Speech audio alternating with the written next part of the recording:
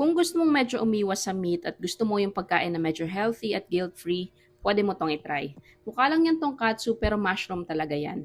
Madali lang yan gawin kaya tara, una magpainit muna tayo ng oil habang pine-prepare natin yung mga sangkap. So ang gagamitin natin dito ay yung King Oyster Mushroom from Guan. Dito, hiwain natin ng paikot yung mushroom para maging flat and then after that, prepare naman natin itong breading. Dito, nag-scramble muna ako ng itlog. Then after that, naglagay ako ng crispy fry breading mix. Then cornstarch, paprika, then add salt. Hindi ko na masyadong tinimplahan dahil timplado naman na yung crispy fry. After that, binalot ko na sa breading yung mushroom, tapos sa itlog, and then balutin natin ng breadcrumbs. Saka natin siya i-fry over medium heat para hindi siya mabigla at masunog agad. Diinan lang natin yung mushroom para lumubog at ma-fry siya ng maayos.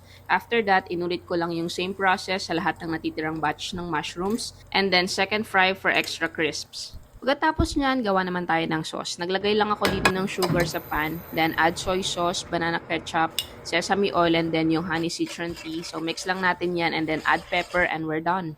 Naghiwa na nga rin pala ako nitong cabbage for plating. And ngayon, magpe-plating na tayo. Syempre, mas masarap to kung may rice, kaya unahin natin yung rice, then add yung cabbage. Pagkatapos niya, nahiwain naman natin itong mushroom and then itap natin siya dito sa hiniwa nating cabbage. After that, i-add natin yung sauce. And then add lang tayo ng parsley sa ibabaw ng rice and then sesame seed na may paprika dito sa ibabaw ng mushroom katsu for garnish. So, ito na yung kinalabasan, kaya kung trip nyong gayahin, itry nyo na rin. Babush!